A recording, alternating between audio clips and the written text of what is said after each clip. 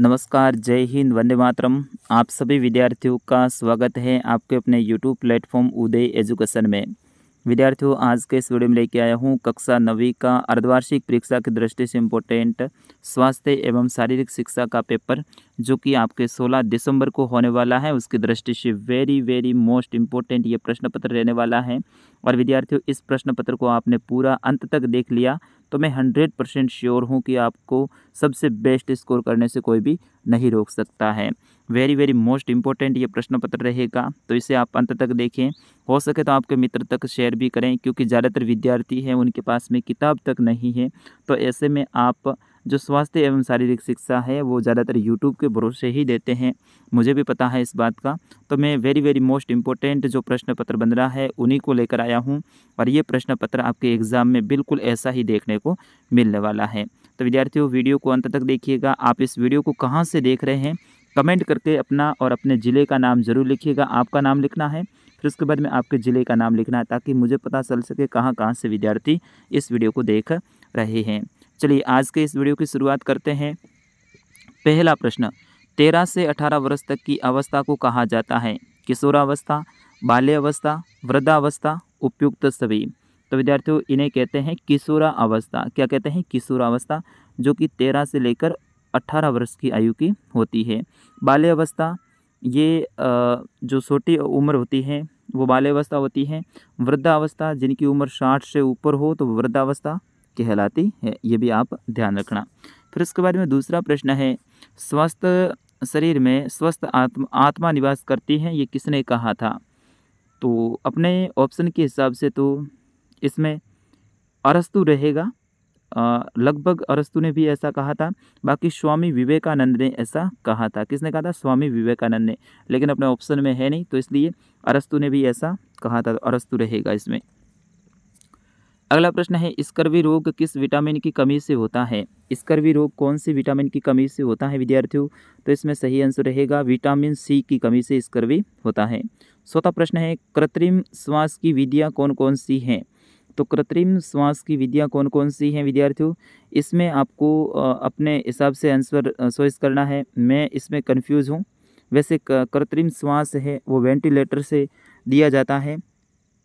अगला प्रश्न है, कबड्डी खेल में एक समय में कितने खिलाड़ी खेल सकते हैं? तो कबड्डी के खेल में एक टीम में 7 खिलाड़ी, यानी ऑप्शन अ रहेगा इसका सही आंसर। क्रिकेट में होते हैं 11 और फुटबॉल में होते हैं 9। ये भी आप ध्यान रखना, या तो कबड्डी का आएगा या क्रिकेट का आएगा 11, ध्यान रखना। क्रिकेट का नहीं आए तो फुटबॉल में 9 होते हैं, ये तीनों ही आप ध्यान रखना।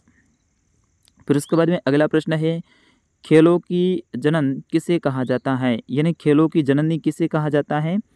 तो इसमें आपका सही आंसर रहेगा जन्माष्टमिक, यानी ऑप्शन द रहेगा इसका सही आंसर। जन्माष्टमी है इन्हें खेलों की जननी कहा जाता है। फिर उसके बाद में अगला प्रश्न है, प्रश्न के साथ श्वसन में कौन सी गैस अंदर ली जाती है? तो अंदर जो गैस लेते हैं अपन वो होती है ऑक्सीजन, ठीक है ना। और जो बाहर छोड़ते हैं वो कार्बन डाइऑक्साइड होती है, CO2, ठीक है। ये दोनों ही आप ध्यान रखना। अंदर लेते हैं ऑक्सीजन और बाहर छोड़ते हैं वो कार्बन डाइऑक्साइड। अगला प्रश्न है, तन मन से रोगी एवं निर्बल मानव को आत्म शांति के दर्शन कभी नहीं हो सकते हैं, ये कथन किसने कहा है? तो ये कहा है स्वामी विवेकानंद ने। किसने कहा है? स्वामी विवेकानंद ने।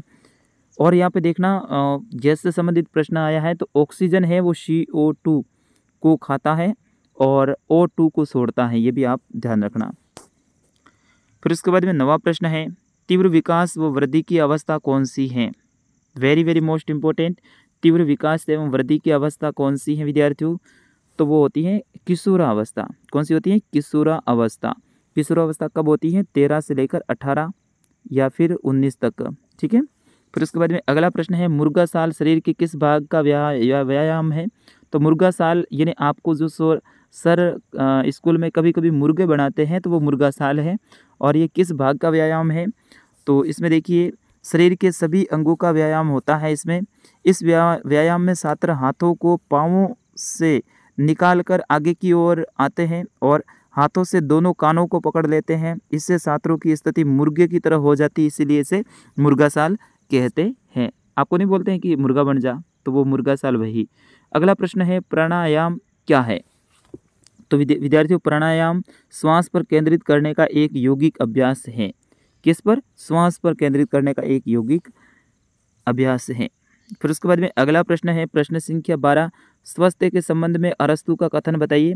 तो विद्यार्थियों इसका कथन मैं बताऊं उनसे पहले एक बार पुनः आपसे निवेदन रहेगा, आपके लिए मैं इतनी मेहनत कर रहा हूं तो मेरी मेहनत के लिए आप वीडियो को लाइक और चैनल को सब्सक्राइब जरूर कर दीजिएगा और कमेंट में अपना नाम जरूर लिखिएगा, अपने जिले का नाम जरूर लिखिएगा। चलिए अगला प्रश्न है जीवनदायिनी गैस कौन सी है। तो विद्यार्थियों जीवनदायिनी गैस है वो कौन सी है?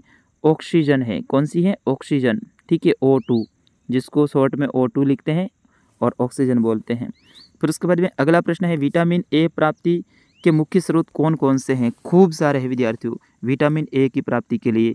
आप इसमें गाजर खा सकते हैं, आम, शकरकंद, पपीता, ये सब खा सकते हैं। इसके अलावा आप मांस, मछली, अंडे ये भी खा सकते हैं, इससे विटामिन ए मिलती है। फिर उसके बाद में अगला है नक्सीर किसे कहते हैं? नक्सीर बिल्कुल अपन सभी के लगभग देखी हुई है। नक्सीर जो नाक से खून निकलता है वो नक्सीर कहलाती है। ठीक है ना, वही है नक्सीर जो गर्मियों के दिनों में गर्मी ज़्यादा होने के कारण या फिर थोड़ी सी चोट होने पर भी नाक के अंदर से खून आना चालू हो जाता है तो वो क्या है?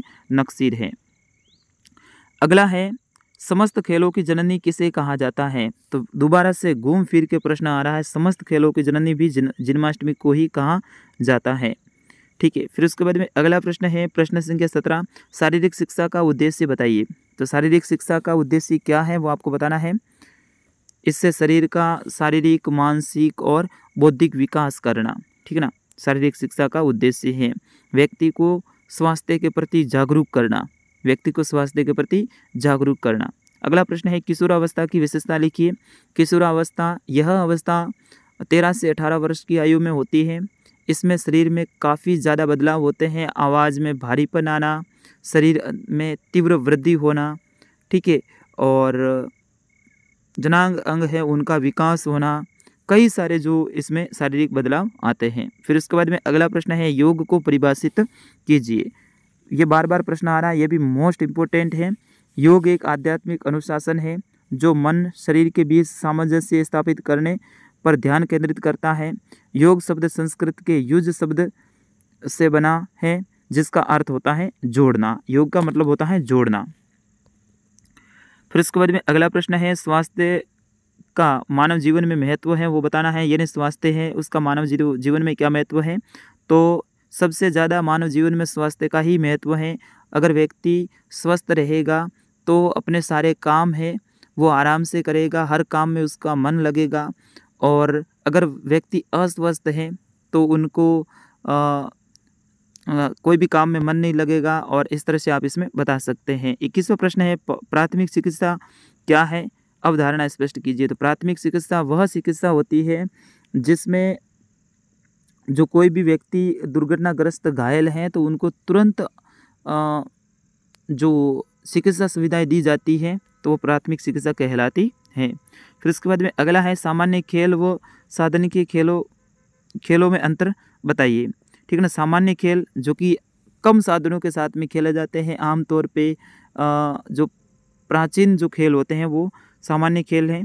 और साधन के साथ में खेले जाने वाले खेल हैं, इसमें अधिक साधनों की ज़रूरत होती है। बिना साधन के इन खेलों को खेल नहीं सकते, जैसे कि क्रिकेट, फुटबॉल, हॉकी।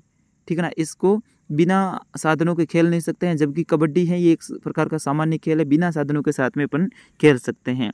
फिर उसके बाद में अगला है कि तार गोल यानी हैमर थ्रो फेंक की विधि लिखनी है। अगर ये नहीं आता है तो खो खो खेल का इतिहास, ऐतिहासिक विकास, उनके बारे में आपको लिखना है। 24वां प्रश्न है कर्तव्य क्या है? किन्हीं दो क्रियाओं का वर्णन करना है। अथवा ऑप्शन मिल जाएगा शारीरिक दक्षता परीक्षण क्यों आवश्यक है। तो विद्यार्थियों इस तरह से कक्षा 9वीं का पूरा प्रश्न पत्र में बताया है मैंने। और इस प्रश्न पत्र में से आपके एग्जाम में सीधे प्रश्न पूछे जाएंगे। ठीक है ना, आपका पेपर हो जाए उसके बाद में आपको कमेंट करके बताना है कितने प्रश्न आए हैं। तो विद्यार्थियों कक्षा 9वीं का शारीरिक शिक्षा, स्वास्थ्य एवं शारीरिक शिक्षा के मैंने 2 पेपर अपलोड कर दिए हैं। अलग अलग प्रकार के 2 पेपर किए हैं। इसके बाद में एक और पेपर करूंगा, ओनली फॉर 3 पेपर ही रहेंगे। इन 3 पेपरों को आप पूरा देख के जाइए। 100% मैं श्योर हूं कि आपका पेपर इन्हीं तीनों पेपरों में से बनेगा। तो एक और पेपर कल सुबह आएगा, उसको भी आप जरूर देखिएगा। धन्यवाद।